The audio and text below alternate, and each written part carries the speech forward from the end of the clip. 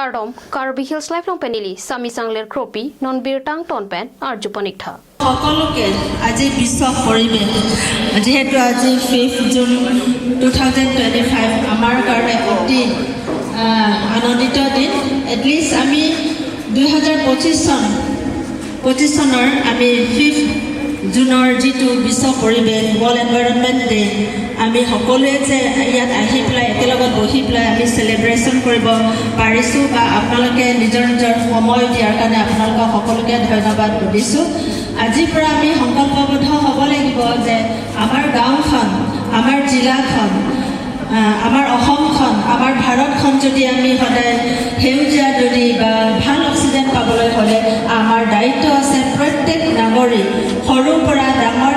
পৰা বুঢ়া বৃদ্ধ সকলোৱে আমি গছ গছনি ৰোৱাৰ ক্ষেত্ৰত আমি আগ্ৰহী হ'ব লাগিব আৰু আমি চেষ্টা কৰিব লাগিব আৰু ইয়াৰ মাজতে ক'ব লাগিব আমাৰ মাজত উপস্থিত থকা আমাৰ কাৰণে অতি সৌভাগ্যৰ দিন যে আমাৰ মাজত আমাৰ মাননীয় সাংসদ শ্ৰীযুত অমৰ সিং টিছ আমাৰ মাজত উপস্থিত আছে VDC চেয়াৰমেন লগতে ডক্টৰ বৰুৱা আছে নেকি where is the please come forward আপুনি ইয়াতে বহক আপোনালোকে যে সময় দিছে সেইকাৰণে আপোনালোকক অনুৰোধ কি বুলি ক'ব আজিৰ দিনটো আমি ডেডিকেট কৰিছোঁ আমাৰ ডিষ্ট্ৰিক্ট এডমিনিষ্ট্ৰেশ্যন তৰফৰ পৰা আমি ডেডিকেট কৰিছোঁ আমি ভূপেন হাজৰিকাৰ নামতহে উৎসৰ্গা আমি কৰিছোঁ আৰু লগতে আমি যিকেইটা গছপুলি আমি ৰুম যিটো গছ গছনিৰ ওপৰত ফুলৰ ওপৰত ডক্টৰ ভূপেন হাজৰিকা বা আমাৰ দাদা যে গান লিখে কবিতা লিখে ব্ৰহ্মপুত্ৰ নদীৰ ওপৰত আৰু পাহাৰৰ ওপৰত যে গান লিখে সেই তেখেতক আমি শ্ৰদ্ধা কৰি পেলাইহে আজি আমি এই ফুলটো ৰুম আৰু লগতে আমাৰ জিলাখন আমাৰ গাঁওখন সেউজীয়া কৰিবলৈ কাৰণে আমাৰ জিলা প্ৰশাসনৰ তৰফৰ পৰা এটা চেষ্টা বা প্ৰয়াস আমি কৰিছোঁ আৰু আমি আজি ইয়াত আমি 5টা ফুলহে আমি ৰুম এটা হৈছে আমাৰ আঝাৰ যিটো ফুল আমাৰ ডক্টৰ ভূপেন হাজৰিকা খুবেই ভাল পায় আৰু কৃষ্ণচূড়া ৰাধাচূড়া সোণাৰু আৰু লগতে কাঞ্চন কাৰ্বিত কয় মেৰিংকু এই স্পেচিছখিনি আমি আজি এই নেশ্যনেল হাইৱে পৰ্ট ৰোড ছাইড আমি আৰম্ভ কৰিম আৰু এই গোটেই এই জিলা প্ৰশাসনৰ তৰফৰ পৰা সেইখিনি কৰা হৈছে আৰু লগতে নাহৰখিনিও থাকিব আৰু আমি নিম গছ ওপৰতো আমি হেৰি কৰিছোঁ আমি গুৰুত্ব আৰোপ কৰিছোঁ কিয় আৰোপ কৰিছোঁ আমাৰ মেডিচিনেল যিটো হাৱা বতাহ নিম আতমন মেডিচিনো লাগে সেইখিনিৰ কাৰণে আমাৰ বহুত প্ৰয়োজন আছে আমি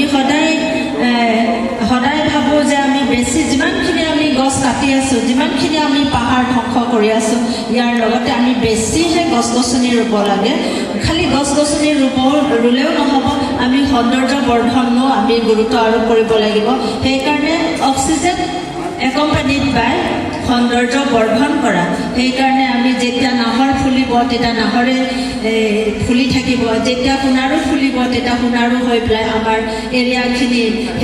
হালধীয়া হৈ থাকিব যেতিয়া ৰাধাচূড়া ফুলিব তেতিয়া গোলপীয়া হৈ পেলাই আমাৰ অঞ্চল গোলপীয়া হৈ থাকিব যেতিয়া কৃষ্ণচূড়া ফুলিব তেতিয়া ৰঙচুৱা হৈ পেলাই আমাৰ এলেকাখিনি আমাৰ গাঁওখিনি কৃষ্ণচূড়া হৈ থাকিব তাৰমানে আমি গলি গাঁৱে জিলাই আমি ভূপেন্দাৰ স্মৃতি যুগমীয়া কৰাৰ কাৰণে সেই ফুলেই আমাক তেখেতলৈ সদায় টানি আনিব মনলৈ টানি আনিব য়েছ এই গছখিনি এই কৃষ্ণচূড়াৰ ওপৰত এই ৰাধাচূড়াৰ ওপৰত এই আঝাৰ গছৰ ওপৰত ডক্টৰ ভূপেন হাজৰিকা দাই এইটো লিখিছে যদি আমি সঁচা অৰ্থত ভাল পাওঁ আমি ঘূৰাই নাপাওঁ তেখেতক কিন্তু আমি থ্ৰু গছ গছনি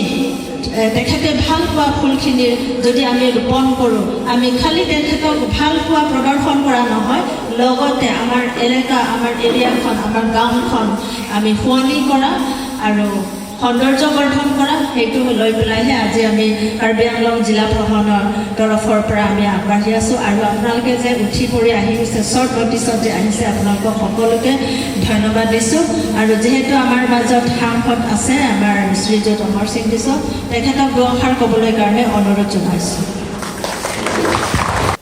kang te pinia bertake lapon sakang toniklo domi thakmi kurangtu